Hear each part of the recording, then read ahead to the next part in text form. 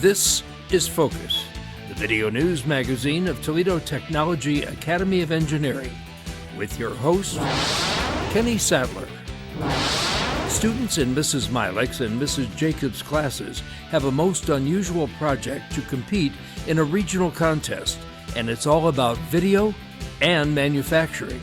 I'm Andrew Cook. 7th and 8th grade math students are taking a stab at video production and will enter a regional competition when the projects are completed.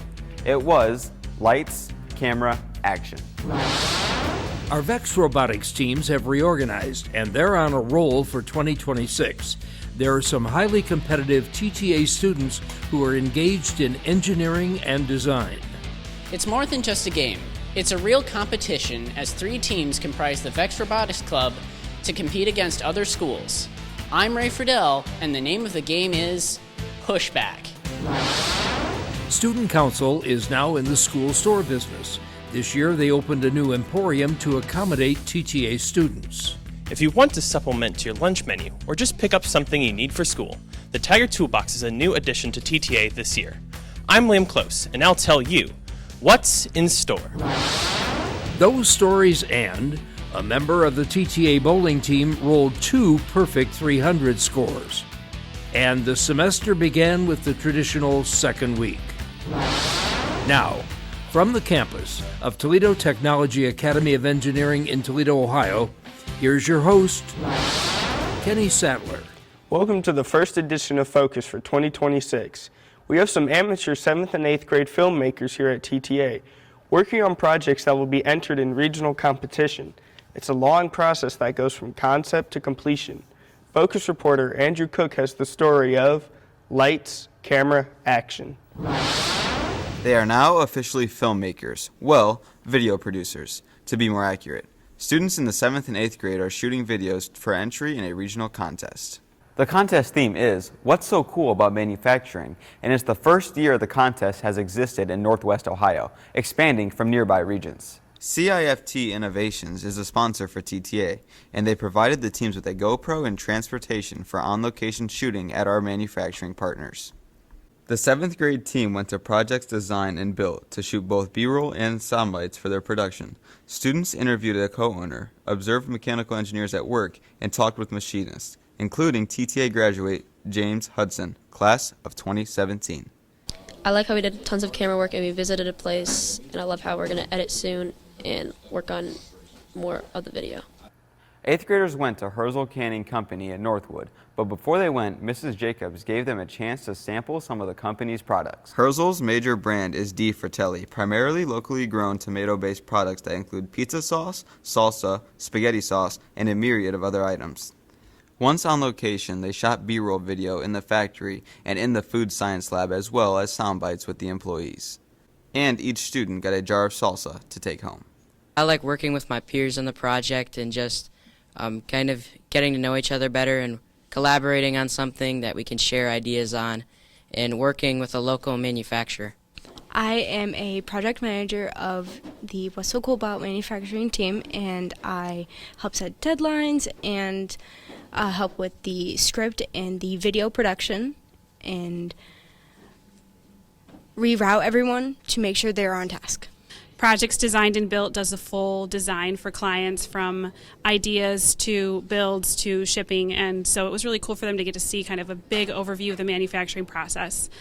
And they get exposure with video production and making a project happen, working together in a small team of people who were selected because they were excited about getting this project done. Once they have everything in the can, an expression that's a holdover from the days of film when it was literally stored in a can, the post-production began. This involves everything from recording voiceovers to actually editing the finished production. Students take turns working on the post-production process, and it's a matter of selecting the best clips to make a great final video. They have received video training online from eMediaWorks. The videos will be available to the public for voting and expert judging in March. Hopefully, both the 7th and 8th grade productions will make the cut. Who knows, maybe we have some future Focus members in the group. Reporting for Focus, I'm Andrew Cook.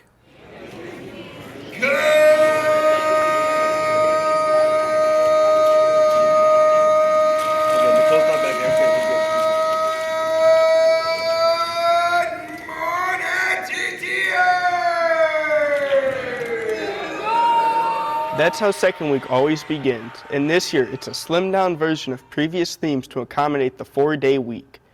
There were 47 teams in all, and per usual, there were the morning and afternoon meetings in the auditorium.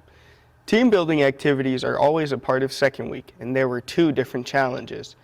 The major project was designing and implementing a Rube Goldberg invention, a reference to the legendary cartoonist who famously illustrated overly complex chain reaction contraptions designed to perform simple tasks in an absurdly indirect way.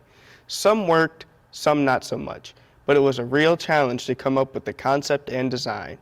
Students also made individual websites, designed board games, created team websites, made presentations, and had a myriad of other daily tasks to perform. Well, we had a much shorter time frame this year. We were an entire day less than we normally would have. And we asked quite a lot of the students. We changed some things up. We actually threw in a board game design that they had to do. And the Rube Goldberg device is a pretty difficult project in and of itself. But I think the students did an excellent job. They really sort of rose to the challenge and did a fantastic job during second week this year. This year, the VEX Robotics teams have been reorganized with a total of 3. They are well into the commitment of embracing engineering and honing their robots' capabilities to win at competitions. Focus reporter Ray Friedel introduces you to the new 2026 game of Pushback. This is where it all happens. The VEX Robotics set up to practice for this year's game, Pushback. This was a year of total reorganization for the club. There are 3 teams composed primarily of freshmen, sophomores, and juniors, although there are some 8th graders as well. Not only was the club built from the ground up, but all 3 teams had to engineer, design, and build robots from the ground up to compete. But there's more to the process. In addition to building the robots, they had to program them, a really complex job that requires some serious coding skills. Part of the complex problem of building these robots is the programming. You have to be ready to do whatever you want and in a short time period to help all this work out because the robot is never really done. So far, they have competed in 3 events, and each time they have learned something important about their robot's capabilities. All 3 teams are totally engaged in the engineering process, and once they find a flaw, they redesign and rebuild the unit to make it more successful. One thing about building is mainly troubleshooting. So after a competition or a game, I like to go back and look at our mistakes. I notice like our driving, our mechanic, our system, something like that. So like if something gets clogged, I would figure out like a way to unclog it or just something that will fix that problem and to avoid it. It's very much a game of finding the issues as we go and fixing them because it's not as simple as put it together and pray it works. A critical part of the process is creating and maintaining an engineering notebook that's part of the judging process. These notebooks are detailed and chronicle their course of action as they develop and refine the robots. The teams meet after school Monday through Thursday, and to improve their game, they often have scrimmages as a way to practice. 3 faculty members, Mr. Ambelkar, Mrs. Jacobs, and Mr. Tanner, all share in mentoring and guiding the students through the process, although all 3 profess that the students really do it all. I am so impressed with the dedication that the students have. I don't think people realize it's more than just robots. It's engineering design process, and a lot of that goes right into the engineering design notebook that they have to bring to every competition. If they don't, they lose points. It looks like it's playing and it's fun, but it's a lot more work than that. Initially, the team was not going to compete at the Kalahari Water Park in Sandusky because of budget cuts. But parents came through, and now they're going to the competition. It speaks volumes about our parent partners. Reporting for Focus, I'm Ray Friedel. Thanks to the teams, we have some video of their competition at the Kalahari Water Park and Resort at the end of January. Again, we are so fortunate that they were able to go thanks to the parents who came through to provide the funding. A great big kudos to you all. Our TTA bowling teams are on a roll, and one team member rolled a perfect 300 game. Although it wasn't during TTA competition, it was nonetheless a major accomplishment. Logan Myers, a junior and member of the TTA bowling team, had the perfect score at Eastern Lanes for the Junior Travel League. Weeks later, he rolled another 300 perfect game. Congratulations to Logan and the TTA bowling team. You say you want something a little extra for lunch or a snack before school? Now you have an option. It's the new Tiger Toolbox store that opened this year. Focus reporter Liam Close goes shopping and tells you what's in store. When TTA began, this was the original cafeteria. Then it was repurposed as the Café. Now it's the school store, appropriately named the Tiger Toolbox. Other schools have had in-house stores, but this is a first in recent years for TTA. Under the auspices of Student Council, the store is open before school and during both lunch hours to accommodate students. The main items are food and beverages.